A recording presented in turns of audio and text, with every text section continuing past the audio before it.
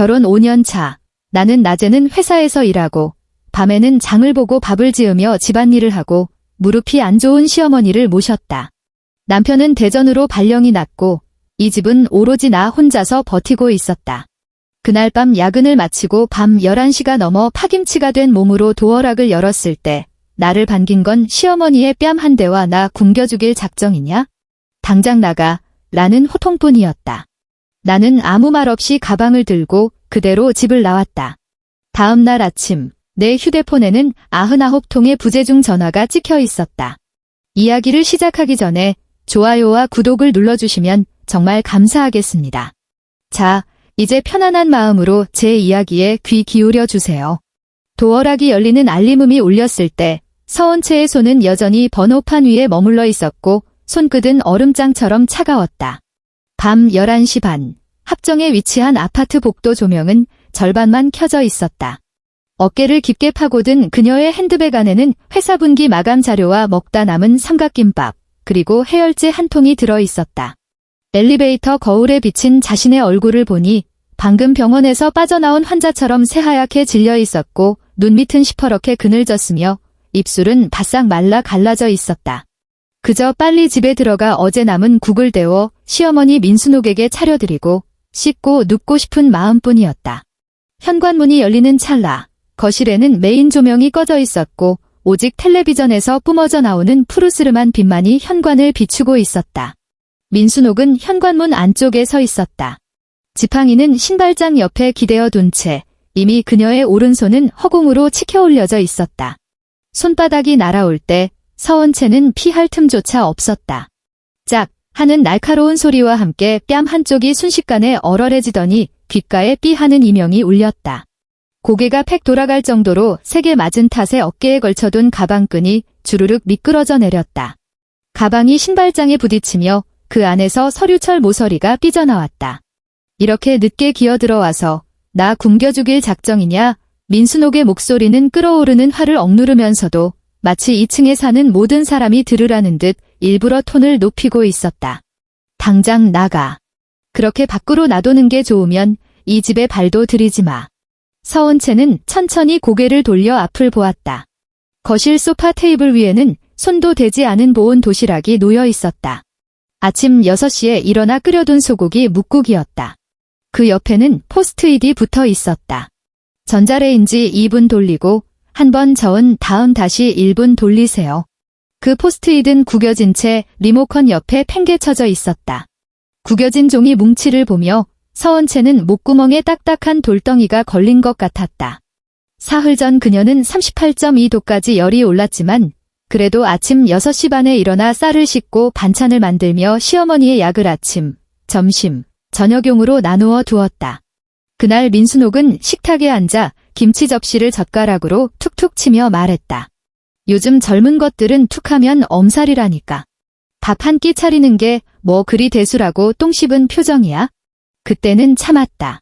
추석 전날 밤 그녀는 주방에서 새벽 2시까지 서서 전을 부치고 나물을 무치고 탕을 끓였다.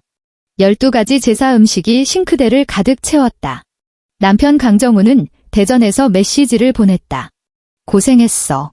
사진 좀 찍어서 보내봐. 다음 날 친척들이 모였을 때 민순옥은 상석에 앉아 웃으며 말했다. 옆에서 내가 다 코치해서 만든 거지? 쟤 혼자서 저걸 어떻게 다 차려. 그때도 참았다.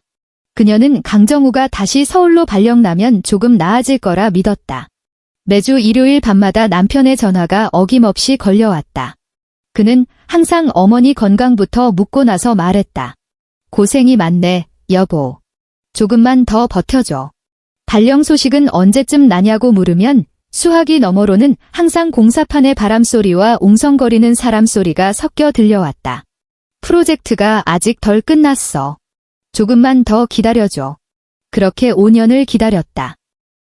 지금 뺨에 내리꽂힌 그 손찌검 한 번에 기다림이라는 2글자가 기어이 산산조각 나버렸다. 민순옥은 며느리가 아무 말이 없자 오히려 더 부하가 치미는 듯 손가락으로 그녀의 얼굴을 찌를 듯이 삿대질을 해댔다. 꿀 먹은 벙어리냐? 내 밥은? 초저녁부터 여태껏 기다리느라 무릎이 끊어질 것 같은데 이제야 기어들어와? 내가 회사 나가는 게 뭐 그리 대수야? 내 아들이 너 데려온 건 아픈 나 홀로 내팽개쳐두라고 데려온 줄 알아? 서원채는 허리를 굽혀 바닥에 떨어진 핸드백을 집어들었다. 민순옥은 며느리가 주방으로 갈 줄 알고 몸을 옆으로 반보 비켜서며 계속 쏘아붙였다. 일단 밥부터 차려. 국은 안 먹어. 전자레인지로 데운 게 입으로 넘어가겠냐? 파는 조금만 넣고 다시 끓여. 내가 몇 번을 말했어? 서원채는 주방 쪽으로 향하지 않았다. 그녀는 신발장 위에 올려둔 차 키를 집어들었다가 다시 내려놓았다. 운전대를 잡을 힘조차 없었다. 휴대폰을 꺼내 택시 호출 앱을 열고 파주 친정집 주소를 입력했다. 붉게 달아오른 반쪽 뺨 위로 화면 불빛이 어른거렸다. 기사 도착까지 8분 남았습니다. 민순옥은 그제야 낌새가 이상함을 눈치채고 미간을 구겼다. 너 지금 뭐 하는 짓이야? 서원채는 대꾸하지 않았다. 방금 벗었던 신발을 다시 구겨 신고 가방끈을 어깨에 단단히 고쳐맸다. 현관 센서 등이 꺼졌다가 그녀의 움직임에 다시 환하게 켜졌다. 서원채, 민순옥이 며느리의 이름 석자를 부르며 목소리를 날카롭게 높였다. 너 어딜 감히 기어나가? 오늘 한 발짝이라도 나가봐라. 당장 정우한테 전화할 테니까. 서원채가 도어락을 열자 차가운 기계음이 현관을 울렸다. 그녀는 고개를 돌려 시어머니를 쳐다보았다. 눈물 한 방울 흘리지 않았고 어떤 변명도 입에 올리지 않았다.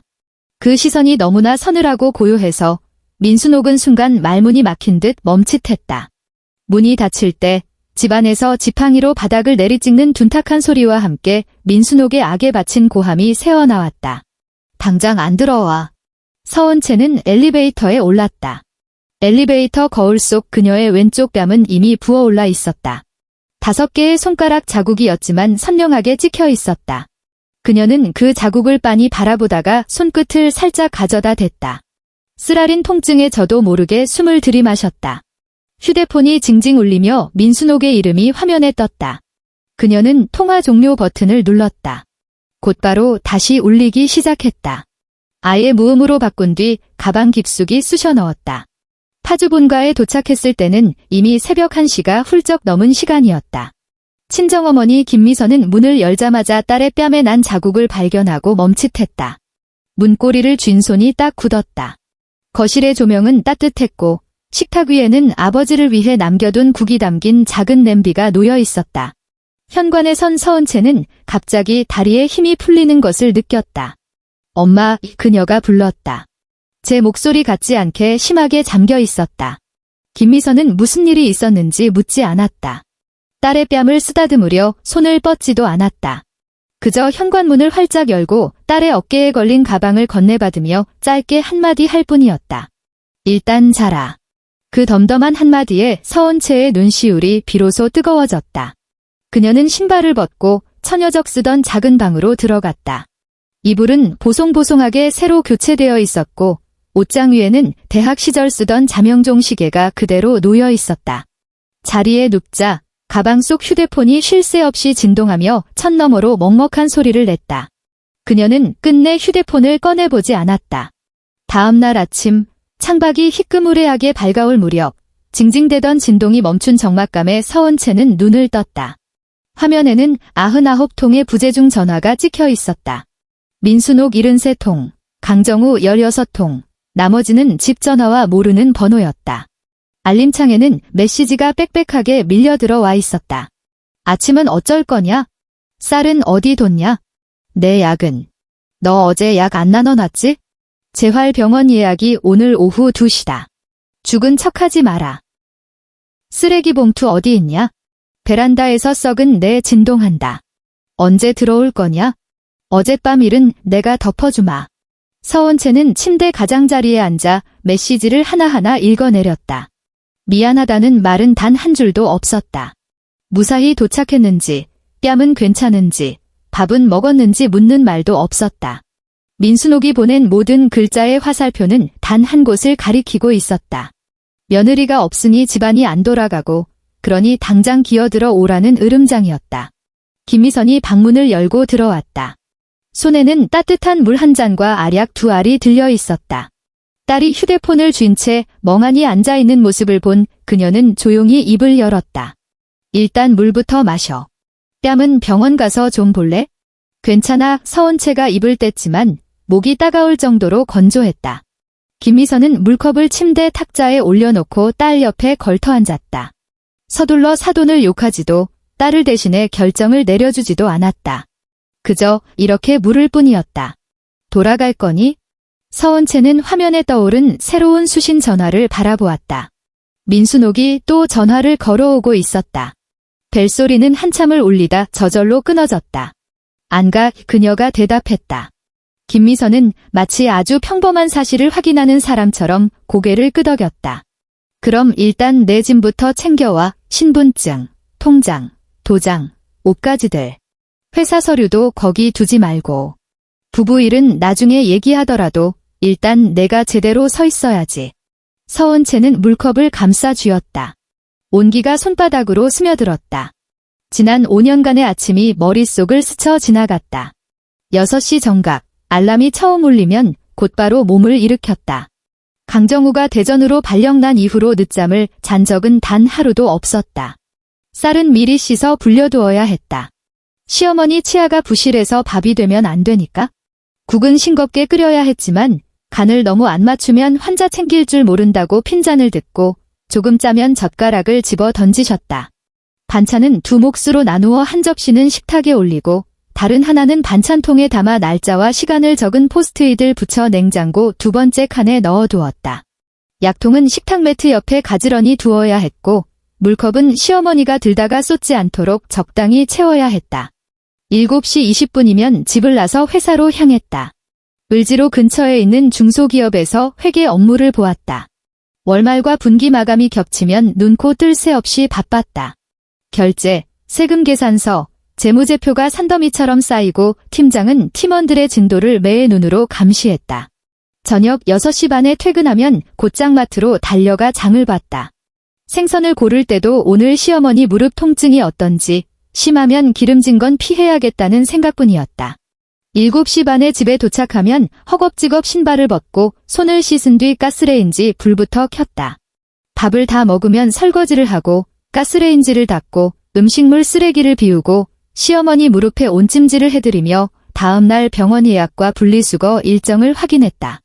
밤 10시가 넘어서야 겨우 엉덩이를 붙였고 때로는 텔레비전 드라마 오프닝도 채 끝나기 전에 꾸벅꾸벅 졸았다. 민순옥은 단 한 번도 고생한다는 말을 하지 않았다. 그저 국그릇을 밀어내며 오늘간이 심심하네 하거나 서원채가 기침이라도 하면 나한테 감기 옮기지 말고 일단 바닥부터 좀 닦아라 하고 쏘아붙일 뿐이었다. 이것들은 어느 날 갑자기 하늘에서 뚝 떨어진 바위가 아니었다. 하루하루 켜켜이 쌓여온 묵직한 벽이었다. 서원채는 늘 그 벽 아래 서서 조금만 더 버티면 강정우가 돌아오면 이 벽을 함께 떠받칠 수 있을 거라 믿었다. 어젯밤에야 비로소 깨달았다. 강정우는 애초에 그 벽을 함께 떠받칠 생각이 없었다는 것을. 그는 그저 멀찌감치 서서 조금만 더 참아라고 말하는 사람일 뿐이었다. 오후가 되어서야 강정우에게서 전화가 걸려왔다. 서원채는 친정집 식탁에 앉아 죽을 뜨고 있었다. 화면을 한번 흘끗 보고 전화를 받았지만 먼저 입을 떼지는 않았다. 수화기 너머로 거센 바람소리가 들려왔고 강정우의 목소리는 다급했다. 은채야, 어디야? 엄마가 너 어젯밤에 나가서 아직도 안 들어왔다는데 대체 어떻게 된 거야? 전화는 왜 안 받아? 서은채는 숟가락을 내려놓았다. 파주야. 일단 집으로 가. 강정우는 일말의 주저함도 없이 말을 이었다. 엄마 혼자 계시면 안 되잖아. 무릎도 안 좋으신데 아침도 제대로 못 드셨대. 오후에 재활도 가셔야 하고. 싸운 건 싸운 거고 어른을 혼자 내버려 두면 어떡해.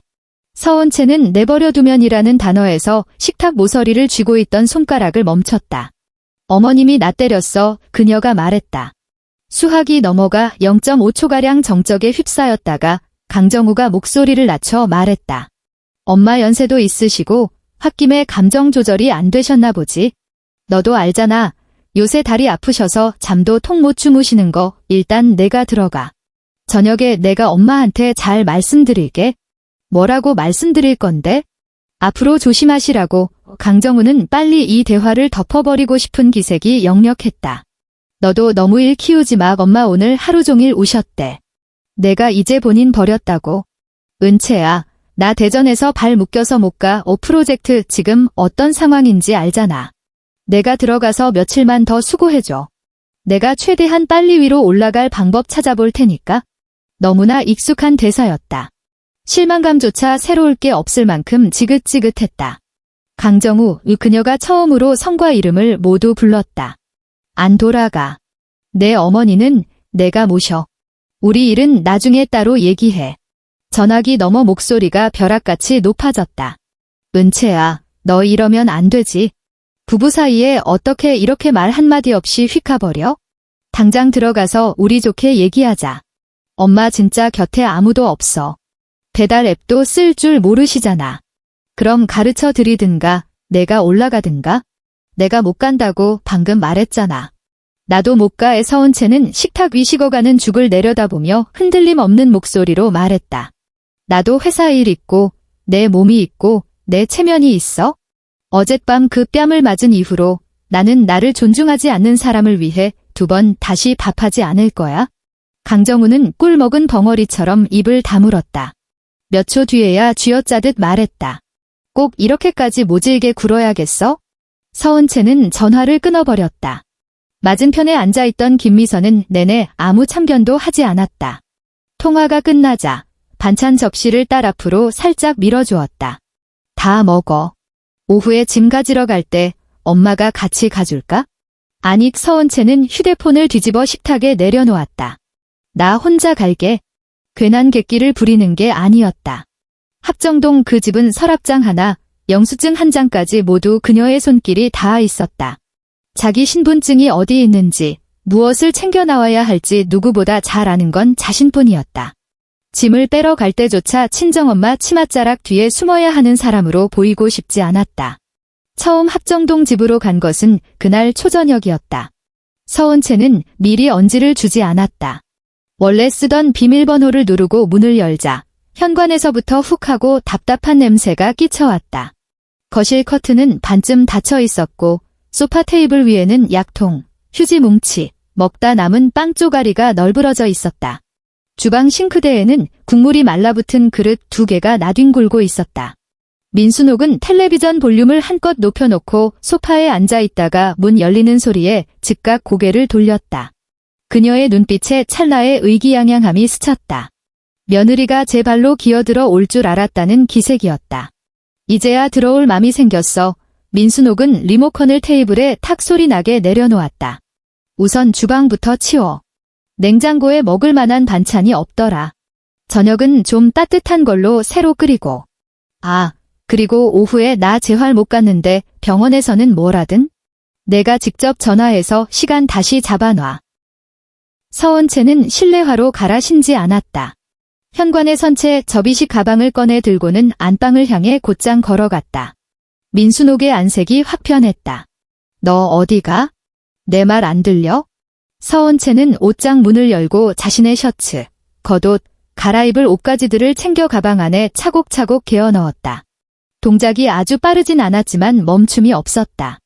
민순옥이 소파를 짚고 몸을 일으키며 지팡이로 바닥을 쿵쿵 내리찍었다. 갈수록 그 소리가 거세졌다. 서은채, 너 옷은 왜 싸? 도대체 언제까지 시위할 작정이야? 서은채는 침대 협탁 서랍을 열어 여권, 주민등록증 사본, 도장, 통장을 꺼냈다. 빠진 게 없는지 확인한 뒤 가방 안주머니에 밀어넣었다. 혼인관계증명서 사본이 든 파일철도 챙겼다. 민순옥이 안방 문 앞까지 쫓아와 불같이 화를 내면서도 묘하게 당황한 기색을 내비쳤다. 너 이런다고 내가 눈 하나 깜짝할 줄 알아? 저녁에 정우가 너한테 전화할 거다. 부부 싸움하고 친정에서 하룻밤 잤으면 그쯤에서 끝내야지. 당장 짐 제자리에 안 둬. 이번 한 번만 내가 철없어서 그런 걸로 눈 감아줄 테니까. 서은채가 마침내 고개를 들었다. 겁주려고 온 거 아닙니다. 제 짐 챙기러 왔어요. 민순옥은 그 니다체에 찔린 듯 흠칫했다.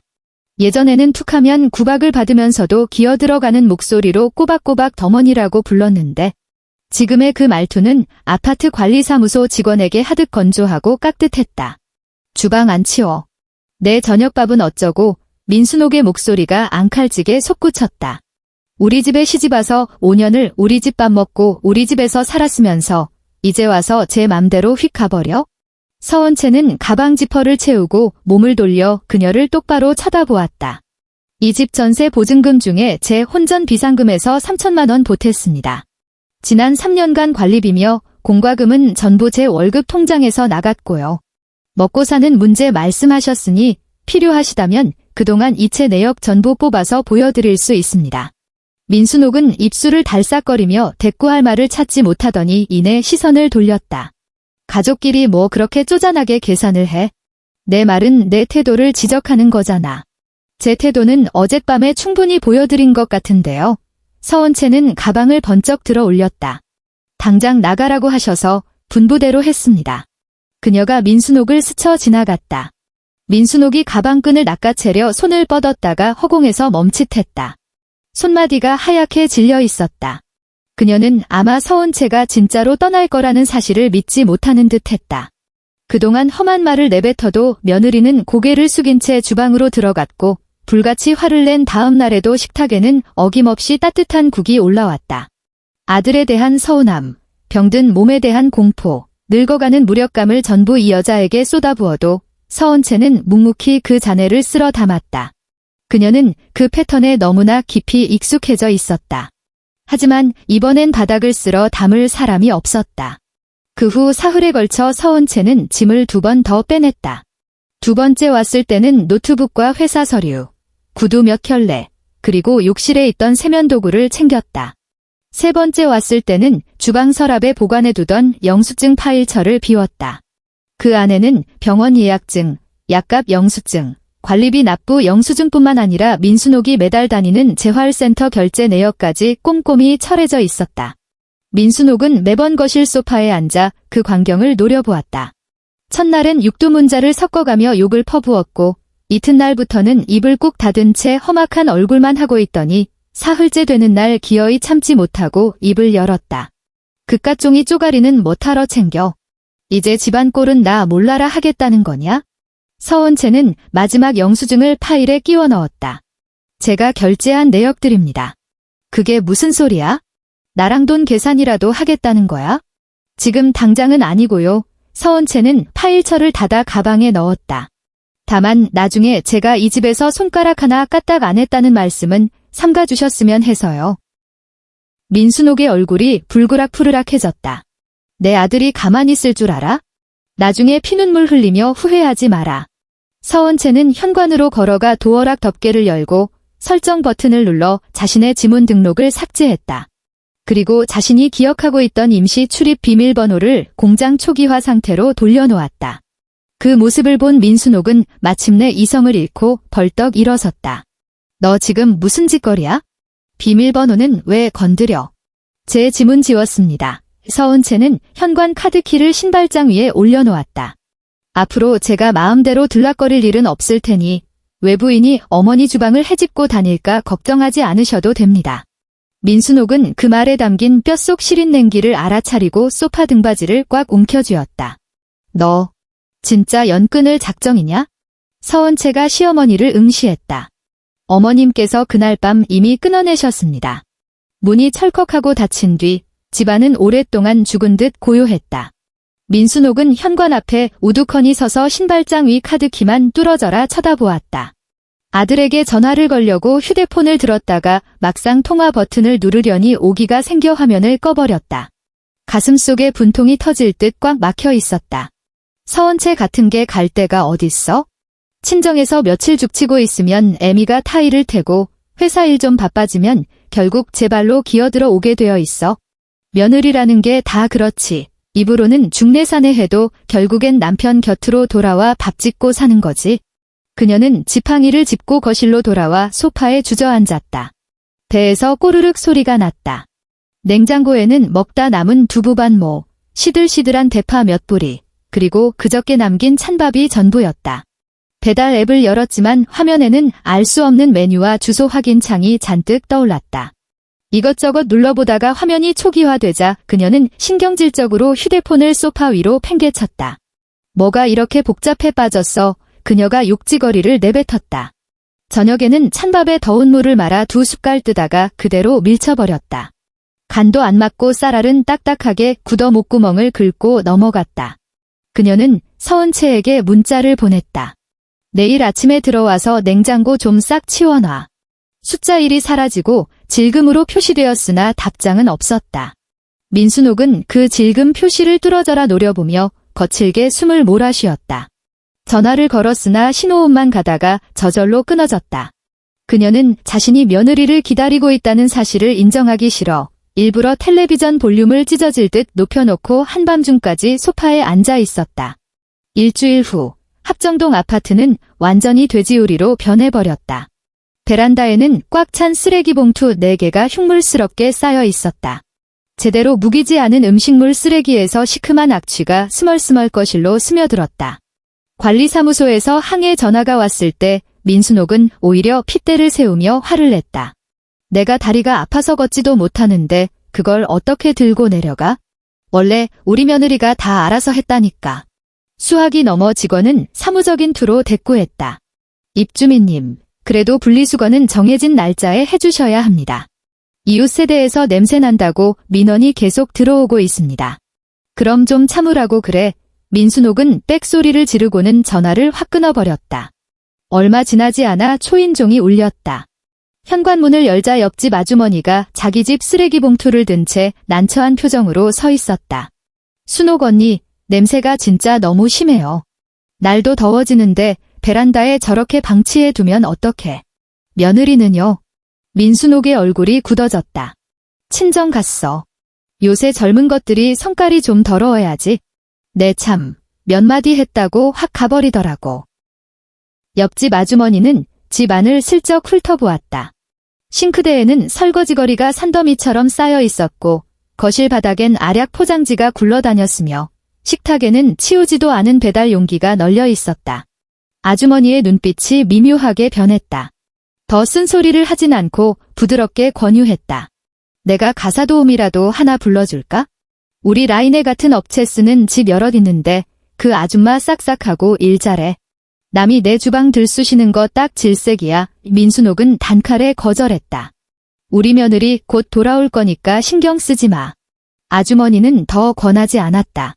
현관에 선 채 민순옥의 전화벨이 울리는 소리를 들었다.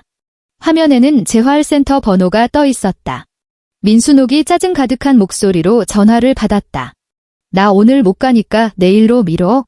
수학이 넘어 직원의 대답을 들은 그녀의 낯빛이 허옇게 질렸다. 대기 취소라니 그게 무슨 소리야? 내가 일부러 안 간 것도 아니고 2번 못 간 거 가지고. 원래 우리 며느리가 데려다 줬는데 걔가 요 며칠 집에 없어서 그렇다니까. 옆집 아주머니는 그녀를 물끄러미 바라보다가 조용히 시선을 거두었다. 예전에 그녀는 엘리베이터에서 서은채와 자주 마주치곤 했다. 아침이면 쓰레기 봉투와 보온 도시락을 들고 저녁이면 마트 봉지를 양손 가득 든 채 피곤한 얼굴로 서 있던 회사원 며느리. 몇 번은 우스갯소리로 근채씨, 댁내 시어머니는 며느리 참 잘 둬서 호강하시네 부라고 건넸었다.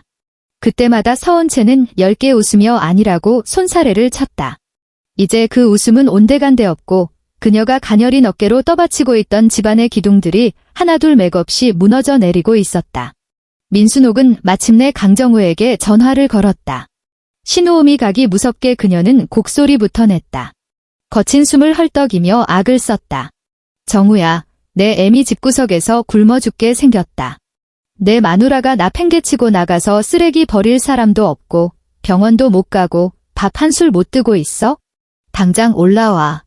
강정우는 그날 밤 대전에서 차를 몰아 서울로 내달렸다. 자정이 훌쩍 넘은 시간, 현관문을 열자마자 그는 미간을 잔뜩 찌푸렸다. 거실엔 악취가 진동했고 냉장고는 텅 비어 있었으며 어머니는 소파에 앉아 무릎에 찜질팩을 얹은 채 먹다만 컵라면을 옆에 두고 있었다. 엄마, 집골이 왜 이래요? 그는 구두를 벗어 던지고 셔츠 소매를 걷어붙이며 창문부터 활짝 열어젖혔다. 민순옥은 아들을 보자마자 눈물을 짜냈다. 이것 좀 봐라. 집안이 쑥대밭이 됐잖니. 서원채 그 기집애 독한 것 좀 봐. 시어미가 잔소리 몇 마디 했다고 제 애미 죽든 살든 나 몰라라 하고 도망을 가? 강정우가 베란다 문을 열자 썩은 내가 훅 끼쳤다. 그는 헛구역질을 참으며 봉투를 하나씩 꽉 묶었다. 싱크대는 막혀 있었고 국물에 부른 그릇들이 뒤엉켜 있었다. 난생 처음 해보는 일이라 흐물거리는 배추 쪼가리가 손에 닿자 온몸에 소름이 돋고 낯빛이 썩어 들어갔다. 주말마다 집에 올 때면 언제나 바닥에서 광이 났고 냉장고는 반찬으로 꽉 차 있었으며 어머니 약통은 날짜별로 정갈하게 나뉘어 있었다. 그는 집이란 원래 다 그런 건 줄 알았다. 그 모든 걸 유지하기 위해 누군가 뼈를 깎고 있었다는 생각은 단 한 번도 해본 적이 없었다. 민순옥은 소파에 앉아 손가락질하며 지시를 내렸다. 그 봉투 그렇게 대충 묶으면 국물 질질 새. 음식물은 따로 담아야지. 어휴, 넌 다 큰 놈이 그것 하나 제대로 못하냐? 강정우는 베란다에 쭈그려 앉아 빚을땀을 흘렸다. 엄마, 저 지금 치우고 있잖아요. 제발 말씀 좀 그만하세요. 내가 내 자식한테 말도 못해. 내가 널 어떻게 키웠는데. 내 마누라년이 집구석 안 나갔으면 내가 이 고생할 일도 없었어. 강정우의 손길이 멈칫했다. 그는 대꾸하지 않고 묵묵히 쓰레기를 현관 쪽으로 끌어다 놓았다. 새벽 2시가 다 되어서야 거실과 주방을 겨우 사람 사는 꼴로 만들어 놓았다. 다음 날 그는 연차를 내고 어머니를 병원에 모시고 갔다. 재활센터에서는 무단결석이 누적되어 기존 예약 시간이 다른 사람에게 넘어갔다며 처음부터 다시 대기를 걸어야 한다고 했다. 민순옥은 접수처 직원과 목청을 높여 싸웠다. 아니, 무릎이 아파서 걷지도 못하는 노인네 예약을 맘대로 취소하면 어떡해. 직원은 모니터만 응시하며 건조하게 답했다. 어르신, 결석하시기 전에 2번이나 전화로 안내해 드렸습니다. 보호자분이 모시고 오지도 않으셨고 예약 변경 요청도 없으셨잖아요. 지금으로선 가장 빠른 고정 시간대가 다음 주입니다. 민순옥은 아들을 획 쳐다보며 삿대질을 했다. 들었지? 이게 다 서은채 그년 때문이야. 나 병원 가는 거 뻔히 알면서 고의로 엿먹인 거라고. 창구 옆에 선 강정우의 바지 주머니에서 휴대폰이 미친 듯이 진동했다. 대전 공사 현장에서는 자재, 대금 정산에 문제가 생겼다며 현장 소장이 메시지를 3통이나 연달아 보냈다. 카운터를 짚고 선 어머니의 앙상한 손을 보았다가 쉴 새 없이 번쩍이는 화면을 보았다가 그는 난생 처음 양쪽에서 누군가 자신을 시커먼 늪으로 잡아당기는 듯한 압박감을 느꼈다. 그는 이틀을 내리 쉬었다. 첫날은 산더미 같은 쓰레기를 치우고 병원에 모시고 가고 마트에서 장을 봤다. 이튿날에는 가사도우미 업체를 알아보고 배달 앱을 깔아 어머니 휴대폰에 집 주소를 저장해 주었다. 쌀, 레토르트 국, 반찬 가게에서 산 반찬들로 냉장고를 꽉꽉 채워 넣고 일주일에 3번 도우미 아줌마가 방문하도록 결제까지 마쳤다. 민순옥은 도우미라는 3글자에 대번 얼굴을 구겼다. 내가 남의 손 타는 거 싫다고 했지? 생판 모르는 여편네가 내 주방 뒤적거리는 꼴을 어떻게 봐? 그러다 집안 물건이라도 슬쩍하면 어쩌려고. 엄마, 은채 안 돌아와요. 강정우는 목소리를 짓눌렀다. 저 내일 모레 대전 내려가야 해요. 매일 엄마 삼시 새끼 차려줄 사람 없다고요? 그럼 걔 당장 부르라고 해. 민순옥은 기세등등하게 쏘아붙였다. 내가 남편이잖아. 남편이 오라는데 여자가 결혼해서 친정에 평생 처박혀 있을 작정이야? 강정우는 휴대폰을 꺼내 서은채의 번호를 눌렀다. 신호음이 한참을 가더니 덜컥 전화를 받았다. 은채야, 이 그의 목소리는 며칠 전보다 한풀 꺾여 있었다. 나 서울 왔어. 집이 확실히 좀 엉망이네. 엄마 곁에? 진짜 아무도 없으면 안 되겠어. 내가 일단 한 번만 와주면 안 될까? 여기서 자지 않아도 좋으니까 도우미 부르는 거랑 병원 가는 것만이라도 좀 내가 교통정리해주라. 수학이 넘어는 회사 비상계단인 듯 쥐죽은 듯 고요했다. 재활센터 예약증이랑 납부 영수증은 식탁 서랍 안에 다 넣어뒀어. 그녀가 무미건조하게 말했다. 가사도우미는 앱 깔아서 직접 부르면 되고 병원 전화번호는 냉장고 문짝에 붙여놨었는데 지금 안 보이는 거면 어머니가 포스트잇 찢어버리셨나 보네. 강정우가 냉장고 쪽을 쳐다보았다. 문짝에 끈적한 테이프 자국만 남아있고 종이는 보이지 않았다. 목이 콱 메어왔다. 너 억울한 거 알아? 엄마가 너 때린 건 명백히 잘못하신 거고 내가 사과하시게 할게. 거실에서 귀를 쫑긋 세우고 있던 민순옥이 그 소리를 듣고 버럭 소리를 질렀다. 내가 왜 사과를 해? 노인네 버려두고 도망간 건 쟨데 제 발로 기어들어와서 무릎 꿇고 싹싹 빌어도 모자랄 판에. 강정우는 질끈 눈을 감았다. 엄마, 제발 좀 가만히 계세요. 전화기 너머로 짧은 정적이 흘렀다. 서원채의 목소리는 여전히 감정 한 톨 묻어나지 않았다. 방금 들었지? 집이 엉망이라서 부르는 게 아니라 당신들은 아직도 내가 당연히 기어들어가서 뒤치다꺼리를 해야 한다고 생각하는 거야? 강정우는 속이 탔다. 그럼 나보고 어쩌라고. 나 대전에서 일하는데 당장 때려치울 수도 없잖아. 인수인계만 최소 석 달은걸요. 내가 그동안만이라도 좀 버텨줘. 그 뒤에 얘기하자.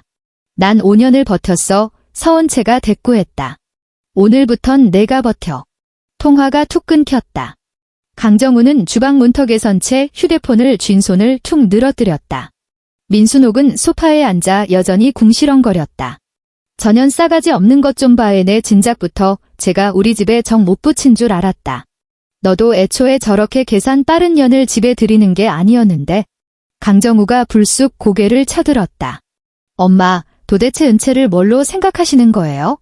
민순옥은 흠칫 놀랐다. 뭐라고? 은채게 낮에 회사 다니고 밤에 퇴근해서 밥 차리고 엄마 병원 모시고 가고 쓰레기 버리고 관리비 내고 심지어 엄마 드실 약까지 시간 맞춰 다 쪼개놨어요. 엄마가 도우미는 남이라 싫다며 못 부르게 했잖아요. 밥맛 없다고 타박하면 다시 차렸고요. 지 몸살나서 열 펄펄 끓을 때도 엄마 밥은 차렸다고요. 개 나간 지 이틀 만에 집안 꼴이 이 모양인데 아직도 은채가 그냥 성질 부린다고 생각하세요?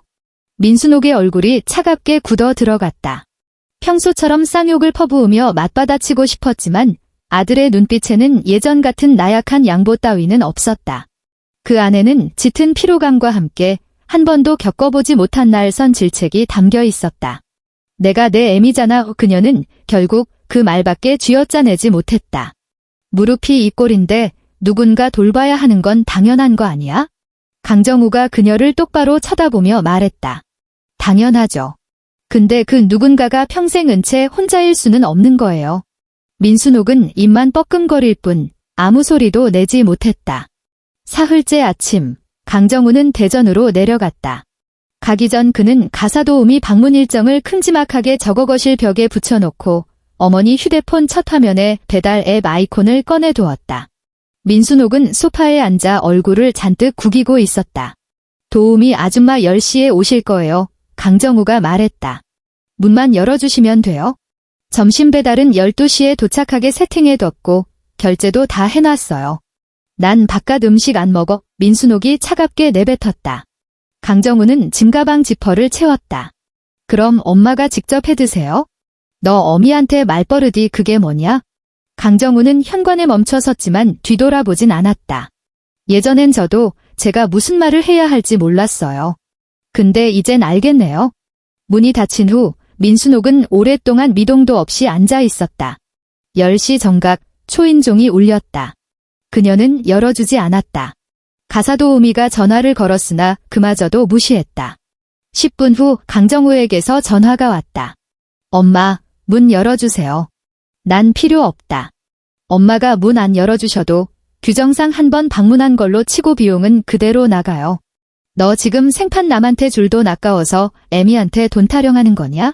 제가 번 돈으로 내는 거예요. 강정우의 목소리는 쇳덩이처럼 무거웠다. 그리고 그게 지금 엄마가 기댈 수 있는 유일한 방법이고요. 민순옥은 부하가 치밀어 손을 바들바들 떨었다.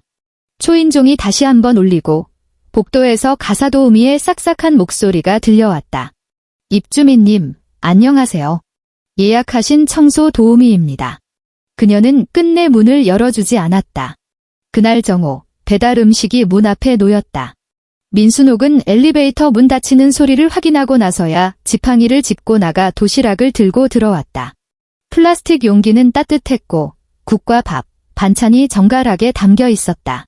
맛도 나쁘지 않았지만 2 숟갈 만에 턱 막혀버렸다. 맛이 없어서가 아니었다. 곁에 서서 온갖 트집을 받아줄 사람이 주방에 없었기 때문이었다.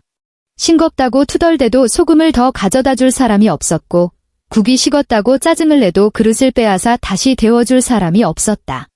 젓가락을 식탁에 팽개쳐도 거실엔 그저 젓가락이 나무 상판에 부딪히는 딱딱한 파여름만 맴돌 뿐이었다. 그 텅 빈 소리에 그녀는 난생 처음으로 지독한 공허함을 느꼈다. 서은채는 더 이상 시어머니의 전화를 받지 않았다. 번호는 아예 무음으로 돌려버렸고 강정우의 번호만 남겨두었다. 마음이 약해져서가 아니었다. 부부 사이에는 집 전세금, 재산 분할, 그리고 앞으로의 관계 정리라는 현실적인 문제들이 남아있었기 때문이다. 뺨 한 대 맞았다고 당장 눈앞의 모든 것을 불태워버릴 만큼 무모하진 않았지만 그렇다고 다시 그 징그러운 주방으로 걸어 들어갈 생각은 추호도 없었다. 회사로 복귀한 첫날, 팀장이 그녀를 슬쩍 보며 물었다. 몸은 좀 어때? 저번 주에 집안일로 연차 썼을 때 마감 서류는 일단 박 대리한테 넘겨놨어. 서은채는 정리된 파일을 책상에 올렸다. 오늘 제가 다시 인계받겠습니다. 그동안 병원 예약 때문에 연차를 자주 써서 팀에 누를 끼쳤습니다. 앞으로 그런 일은 없을 겁니다. 서류를 넘기던 팀장의 손이 멈칫했다. 집안 문제는 다 정리됐어? 서은채가 고개를 끄덕였다. 앞으로는 철저하게 회사 시간에 맞추겠습니다. 그 말이 입 밖으로 나오는 순간 그녀 자신부터 묘한 해방감을 느꼈다. 과거에 그녀는 늘 양쪽 톱니바퀴에 자신을 갈아 넣어야 했다. 회사에 미안한 시간은 점심시간을 쪼개 일하며 갚았고 집에 모자란 저녁 식사 시간은 잠을 줄여가며 때웠다. 그녀는 한계까지 팽팽하게 당겨진 고무줄 같았다. 누구라도 한 번만 더 튕기면 그대로 끊어질 것 같았다. 하지만 이제 스스로 그 손을 놓아버리자 고무줄은 제 길이를 되찾았고 세상은 무너지지 않았다.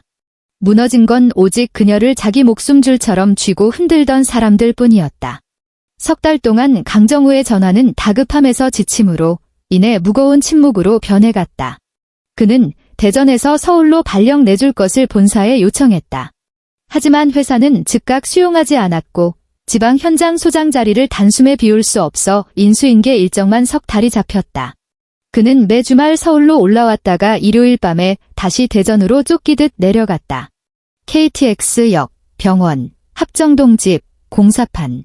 그는 몸이 여러 갈래로 찢겨나가는 것 같았다. 예전에는 조금만 더 참아라는 말 한마디면 모든 귀찮은 일을 서은채에게 떠넘길 수 있었다.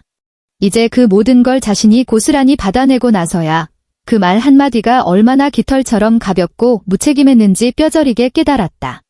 원격으로 가사도우미를 어르고 달래보기도 했다. 민순옥은 첫날엔 문을 안 열어주었고 두 번째엔 문을 열어주고는 시종일관 소파에 앉아 훈수를 두었다. 걸레에 물기가 너무 많다느니 냉장고 문을 왜 그렇게 쾅 닫냐느니 반찬통을 왜 자기 방식대로 줄 안 세우냐느니 결국 도우미 아줌마가 다녀간 뒤 플랫폼 고객센터에서 연락이 왔다. 어르신과 소통이 원활하지 않아 추가 요금을 내시거나 담당자를 교체하셔야겠다는 정중한 통보였다. 동네 노인주간 보호센터도 알아봤다. 민순옥은 다른 노인네들과 섞여서 율동이나 해야 한다는 말에 대번 역정을 냈다. 내가 자식 없는 노인네도 아니고 왜 그런 데를 가. 강정우는 식탁에 서서 널브러진 프로젝트 서류와 어머니 병원 영수증들을 번갈아 보았다. 퀭하게 패인 눈두덩, 느슨해진 넥타이, 찌개 국물이 튄 셔츠 소매. 그는 어머니의 그 말을 듣자마자 펜을 탁 내려놓았다. 엄마, 자식이 옆에 있을 때 엄마가 제 발로 차버렸잖아요. 민순옥이 두 눈을 부릅떴다. 내가 누굴 차버렸다고 그래? 지가 알아서 나간 거지? 엄마가 은채 때리고 당장 꼴도 보기 싫다며 나가라고 하셨잖아요. 민순옥은 안색이 파랗게 질렸다. 그거야 홧김에 한 소리지. 은채 나간 지 벌써 석 달이에요. 미안하다는 말씀 단 한마디라도 하셨어요. 민순옥은 입술을 꽉 깨물었다. 당연히 한 적이 없었다. 그동안 숱하게 메시지는 보냈었다. 밥은 챙겼냐? 내 약은 어딨냐? 쓰레기 봉투는? 재활병원은? 심지어 주방 참기름이 어디 처박혀 있냐고까지 물었다. 하지만 서은채 뺨에 남은 상처에 대해선 그리고 그날 자신이 손찌검한 것에 대해선 단 한 줄도 묻지 않았다. 며느리란 어차피 시간이 지나면 돌아오게 되어 있고 시어머니가 먼저 고개를 숙이면 앞으로 이 집구석에서 어떻게 길을 펴고 사냐는 생각뿐이었다. 그러나 서원채는 돌아오지 않았다. 석 달 뒤 서원채는 파주 부모님 집 근처에 작은 오피스텔을 구했다.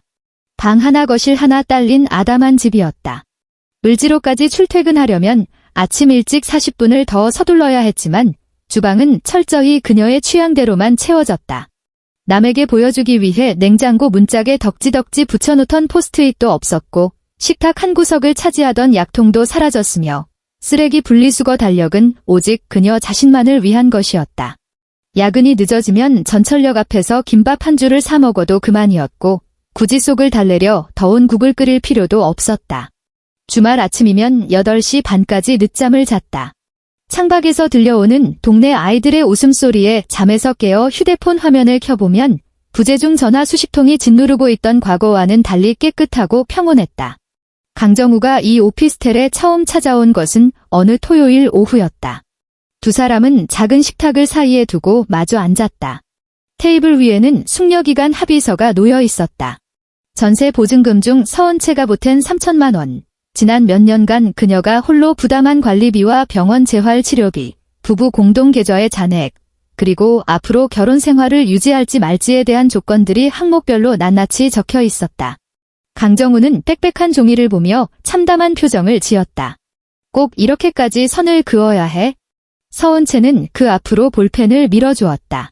예전에 안 적었던 건 가족끼리 그럴 필요 없다고 믿어서였어. 지금 적는 건 안 적으면 내가 당신 집 돈이나 빼먹고 빌부터 사는 여자로 몰릴 테니까. 강정우는 고개를 푹 숙였다. 그건 어머니가 내뱉었던 말이었다. 그는 단 한 번도 어머니의 폭언을 적극적으로 제지한 적이 없었다. 모르는 건 아니었다. 그저 아내는 인내심이 강하니까 어머니는 화를 내면 그만이니까 중간에 낀 자신이 제일 힘들다고 합리화했을 뿐이다. 서원채가 떠나고 나서야 그리고 자신이 온전히 그 가장 힘든 자리에 처박히고 나서야 깨달았다. 중간에 끼었다는 건 핑계였고 실은 한 걸음 물러서서 아내가 무참히 짓눌리는 꼴을 방관하고 있었다는 것을. 엄마 이제 주간 보호센터 다니셔 그가 말했다. 서원채는 아무 대꾸도 하지 않았다. 주 3회 가사 도우미도 고정으로 오고 있어? 처음엔 문도 안 열어주고 난리치셨는데 이웃들이 민원 넣고 관리사무소에서 찾아오니까 별 수 없으시더라. 강정우가 말을 잠시 멈췄다. 요새 엄마, 너 욕 안 하셔. 서원채는 서류만 내려다보았다. 그건 합의 내용과 무관해. 강정우는 볼펜을 꽉 쥐었다. 목소리가 형편없이 갈라졌다. 은채야, 내가 부족했던 거 알아. 서원채가 눈을 들어 그를 직시했다. 뭐가 부족했는데? 강정우는 숨이 턱 막혔다. 내가 너한테 소홀했어라고 말하려니 너무 가벼웠다. 내 편을 들어주지 못했어라고 하기엔 너무 늦어버렸다. 무표정한 아내의 얼굴을 마주한 순간 사과란 그저 미안하다는 말 한마디 뱉는다고 끝나는 게 아님을 뼈저리게 느꼈다. 책임을 지는 행동이 뒤따라야 하고 예전에 남에게 떠넘겼던 그 거대한 무게를 온전히 자기 어깨로 짊어져야 비로소 시작되는 것이었다. 내가 엄마 모시는 걸 전부 내 일로만 여겼어. 그가 마침내 입을 뗐다. 내가 지친다고 할 때 어떻게 해결할지 고민 안 하고 무조건 너 보고 참으라고만 했어. 내가 귀찮은 것도 싫고 엄마가 화내는 것도 무서워서 널 방패막이로 썼어. 서원채는 고개를 끄덕이지도 용서하겠다는 말도 하지 않았다. 그녀는 서류를 그의 코앞으로 바싹 밀어주었다. 우선 이것부터 사인해. 숙려 기간 동안 난 합정동 집에 안 가. 어머니 돌봄은 온전히 내가 알아서 하고 비용도 내 개인 통장에서 내 부부 공동 계좌는 지출 정지할 거야. 석 달 뒤에 결혼을 유지할지 이혼할지 다시 얘기해. 강정우는 마지막 줄을 내려다보며 주먹을 꽉 쥐었다. 내게 기회가 남아있긴 할까? 서원채의 목소리는 깃털처럼 가벼웠지만 물러섬이 없었다. 기회는 입으로 구걸한다고 생기는 게 아니야. 강정우는 오랫동안 침묵하다가 볼펜을 집어들고 서명했다. 같은 시각 토요일 오후, 민순옥은 동네 노인주간 보호센터 휴게실에 앉아 있었다. 강정우가 백화점에서 사준 회색 카디건을 걸치고 무릎에는 무릎 담요를 덮고 있었다. 곁에서는 노인 몇 명이 치매 예방 블록 쌓기를 하고 있었고 요양보호사가 다가와 혈압 잴 시간이라고 알리자 그녀는 미간을 찌푸리며 팔을 내밀었다. 어르신, 오늘 보호자분이 모시러 오나요? 요양보호사가 물었다. 우리 아들이 저녁에 올 거야, 민순옥이 대답했다. 며느님은요? 전에는 항상 며느님이 오셨는데 차트에는 아드님으로 바뀌어 있네요. 민순옥의 얼굴이 순식간에 일그러졌다. 며느리 그딴 거 없어. 요양보호사는 더 캐묻지 않고 차트에 무언가를 체크하고 돌아섰다. 민순옥은 펜 끝을 바라보며 가슴이 먹먹해졌다. 예전에 병원 예약이나 재활센터 대기 번호를 받을 때면 서원채는 늘 카운터 앞에 서서 조곤조곤 직원과 스케줄을 조율했다. 그녀는 그저 소파에 앉아 너무 오래 기다린다고 짜증만 내면 그만이었다. 하지만 지금은 서류 한 장 떼는 것도 일일이 아들에게 물어봐야 했고 스케줄을 잡으려면 휴대폰 알람을 수시로 들여다봐야 했다. 강정우가 회의 중이라 전화를 못 받기라도 하면 그녀는 하염없이 기다려야 했다. 그녀가 끔찍하게도 싫어하던 그 남들은 이제 매일 정해진 시간에 차를 대고 그녀를 부축하며 약 먹을 시간을 알리고 밥을 차려주었다. 그들은 깍듯하고 전문적이었지만 철저하게 선을 지켰다. 시간이 되면 퇴근했고 규정에 없는 서비스는 절대 제공하지 않았다. 국이 싱겁다고 투덜대면 요양보호사는 다음엔 간을 좀 맞게 해달라고 조리실에 기록해둘게요 라고 사무적으로 답했다. 그녀가 짜증을 내며 젓가락을 내동댕이 쳐도 요양보호사는 조용히 주워들고는 무미건조하게 말했다. 어르신, 공용공간에서 이러시면 다른 분들께 피해가 갑니다. 아무도 그녀의 눈치를 보지 않았다. 차라리 혼자 방치되는 것보다 그 사실이 그녀를 더 미치게 만들었다. 초저녁 즈음 강정우가 센터 앞으로 차를 몰고 왔다. 조수석에 올라탄 민순옥의 낯빛은 여전히 어두웠다. 오늘 밥도 영 형편없더라. 강정우는 안전벨트를 매며 대수롭지 않게 답했다. 내일 센터장한테 말씀드릴게요. 말하면 뭐해? 지들이 해봤자 집밥만 하겠어. 민순옥이 고개를 휙 돌려 아들을 노려보았다. 너 서원채 만나고 왔다며? 걔 언제 들어온대? 강정우는 스티어링 휠을 쥔 채 한참 동안 시동을 걸지 않았다. 은채 안 와요. 그가 입을 열었다. 민순옥은 잘못 들었다는 듯 되물었다. 뭐라고?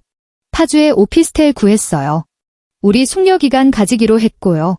엄마, 앞으로 은채한테 전화하지 마시고 찾아가지도 마세요. 민순옥의 낯빛이 허옇게 질렸다. 너 진짜 그년 이대로 놔줄 작정이야? 내가 그러고도 내 아들이야? 시어미는 생판 남한테 떠맡기고 내 돈까지 뜯어내겠다는데. 강정우가 고개를 돌려 어머니를 직시했다. 전세금 중에 은채 돈도 들어가 있어요. 관리비, 공과금, 엄마 재활병원비까지 다 은채가 냈다고요. 제 돈을 뜯어가는 게 아니라 자기 돈 찾아가는 겁니다. 그깟 돈 몇 푼 계산하는 걸 내가 편 들어줘? 예전에 은채 편 안 들어준 게 천하의 몹쓸 짓이었죠. 민순옥은 숨을 헐떡거리며 눈시울이 붉어졌다. 내가 뼈 빠지게 널 키워놨더니 마누라 치맛바람에 놀아나서 애미한테 이따위로 굴어? 도대체 그년이 무슨 요술을 부렸길래. 강정우는 피로감에 눈을 꽉 감았다 떴다. 엄마. 세상 그 누구도 뺨을 맞고 쌍욕을 듣고 집에서 쫓겨나면서까지 밥을 차려줄 의무는 없어요. 엄마가 아직도 그렇게 생각하신다면 저희는 앞으로 엄마 돌봄 문제만 사무적으로 얘기할 수밖에 없어요. 그 말은 어떤 악다구니보다도 날카롭게 가슴을 찔렀다. 민순옥은 조수석에 앉아 핸드백 끈을 꽉 움켜쥔 채 오랫동안 입을 떼지 못했다. 차창 밖으로 주간 보호센터의 노란 불빛이 켜지고 다른 노인들이 가족의 부축을 받으며 차에 오르는 모습이 보였다. 한 할머니가 딸의 손을 잡고 차에 타자 딸은 자연스럽게 어머니의 목도리를 단단히 여며주었다. 지시도 없었고 억지로 꾹 참는 듯한 기색도 없는 아주 평범하고 따뜻한 모습이었다. 민순옥은 시선을 다른 곳으로 돌려버렸다. 그녀는 마침내 휴대폰을 꺼내 서원채의 번호를 찾았다. 대화창 마지막 메시지는 석 달 전 보냈던 것에 멈춰 있었다. 내일 재활병원 가는 거 잊지 마. 일찍 와서 데려다줘. 그 아래로 숫자 1이 사라진 채 질금 표시만 덩그러니 남아있었다. 그녀는 입력창 위에서 한참을 망설이다가 더듬더듬 글자를 쳐내려갔다. 은채야, 내가 그때는 너무 화가 나서 그랬다. 집에 한번 와라. 우리 얘기 좀 하자. 전송 버튼을 눌렀다. 그러나 질금 표시는 나타나지 않았다. 몇 분 후 강정우의 휴대폰이 울렸다.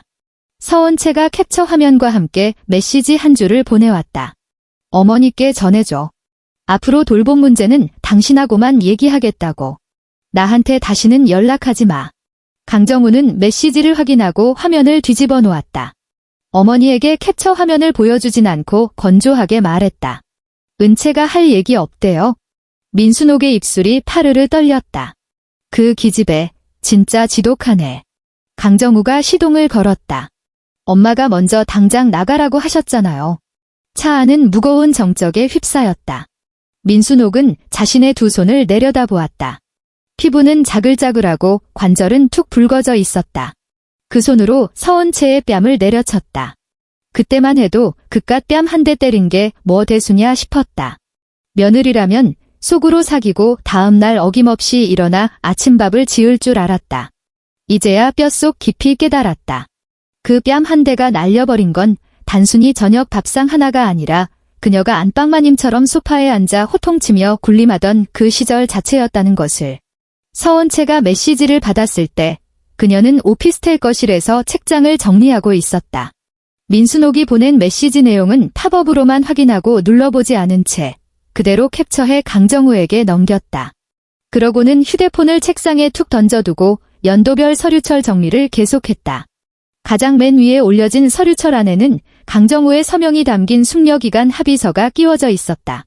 그 옆에는 그녀 이름 석자만 임차인으로 적힌 새 오피스텔 전월세 계약서가 나란히 놓여 있었다. 그녀는 계약서를 투명 파일에 조심스레 끼워 넣고 파일을 덮었다. 창밖은 이미 짙은 어둠이 깔려 있었다. 주방 쪽에서 전기밥솥이 보온 모드로 넘어가며 경쾌한 알림음을 냈다. 그녀는 주방으로 걸어가 밥을 반 공기쯤 푸고 마트에서 사온 반찬 한 접시를 곁들였다. 1인용 식탁은 단출하고 군더더기 없이 깨끗했다. 자리에 앉아 숟가락을 드는 동안 휴대폰은 단 한 번도 울리지 않았다. 합정동 아파트에서는 배달원이 문 앞에 놓아두고 간 저녁 도시락이 민순옥을 기다리고 있었다. 강정우는 야근으로 늦는다고 했고 가사도우미는 오후에 이미 퇴근했다. 그녀는 지팡이에 의지해 현관문을 열고 몸을 굽혀 비닐봉지를 집어들었다. 복도에서 스며든 찬바람에 손이 달달 떨려 국물 용기를 바닥에 엎을 뻔했다. 마침 엘리베이터에서 내리던 옆집 아주머니가 그 광경을 보고 황급히 다가와 부축했다. 아이고, 조심하세요, 순옥 언니. 민순옥은 가까스로 중심을 잡았으나 쥐구멍에라도 숨고 싶은 심정이었다. 괜찮아. 옆집 아주머니는 그녀 손에 들린 배달 봉투를 힐끔 보더니 나지막이 속삭였다. 차라리 요새가 나은 것 같기도 해요. 제때 밥 배달은 오니까. 옛날에 은채 씨가 뼈 빠지게 퇴근해서 또 저녁 차리는 거 보면 내 속이 다 답답하더라고. 민순옥의 안색이 종이장처럼 하얗게 굳어버렸다. 빽소리라도 지르고 싶었지만 제 체면을 세워줄 핑계거리가 단 하나도 떠오르지 않았다. 옆집 아주머니는 그녀의 대답을 기다리지 않고 가볍게 목례한 뒤 제 집으로 쏙 들어가 버렸다. 아주머니네 문이 부드럽게 닫히고 복도 센서 등이 서서히 꺼졌다. 민순옥은 도시락 봉투를 손에 쥔 채 현관에 우두커니 서 있었다. 그날 밤의 일이 머릿속을 스쳤다. 서원채 역시 바로 이 자리에 서서 자신이 때려 붉게 부어오른 뺨을 한 채로 가방을 고쳐 메고 뒤돌아서 나갔다. 그때는 현관문이 닫혀도 언젠가 며느리가 제 손으로 도어락을 열고 기어들어 올 줄만 알았다. 문도, 도어락도, 집구석도 전부 그대로였다. 하지만 매일 새벽 6시에 일어나 밥을 안 치고 저녁 7시 반이면 어김없이 주방에 나타나 따뜻한 국과 약을 챙겨주던 그 사람은 더 이상 이 집에 속하지 않았다. 민순옥은 무거운 발걸음으로 집 안에 들어와 식탁에 도시락을 올려놓았다. 국이 미지근하게 식어 있었다. 은채야, 이거 좀 데워라 하고 소리칠 뻔했다가 입술을 꾹 다물었다. 대답해줄 사람은 어디에도 없었다. 그녀는 의자에 주저앉아 나무젓가락을 쪼갰다. 텔레비전은 켜져 있었고 요란한 예능 프로그램 소리가 거실을 울렸지만 그녀의 귓가에는 오직 자신의 거친 숨소리와 주방 싱크대에서 물방울이 떨어지는 소리만 들려올 뿐이었다. 똑똑 물방울 소리가 텅 빈 집안을 서늘하게 울렸다. 서원채의 작은 오피스텔. 저녁 식사를 마친 그녀는 설거지를 끝내고 탁자 위 휴대폰을 집어들었다. 부재중 전화는 단 한 통도 없었다. 그녀는 민순옥의 번호를 스팸함에 완전히 차단해버린 뒤 화면을 엎어놓았다. 홧김의 한 행동도 누군가에게 시위하려는 것도 아니었다. 그저 애당초 자신이 짊어질 필요가 없었던 무거운 짐들을 원래 주인에게 고스란히 돌려주었을 뿐이다. 석 달의 숙려 기간은 아직 끝나지 않았고 법원에 최종 도장이 찍힌 것도 아니었다. 하지만 이미 돌이킬 수 없는 일이 되어버렸다. 민순옥은 부르면 언제든 달려오고 뺨을 맞아도 묵묵히 주방으로 들어가 밥을 짓던 노예 같은 며느리를 영영 잃었다. 강정우는 모든 책임을 아내에게 떠안기고 조금만 더 참아라는 말로 도망치던 비겁한 피난처를 잃었다. 반면 서은채는 자신의 시간, 월급, 건강, 그리고 마음대로 열고 닫을 수 있는 온전한 현관문 열쇠를 되찾았다. 그날 밤, 그녀는 잠들기 전 새벽 6시 알람을 맞추지 않았다.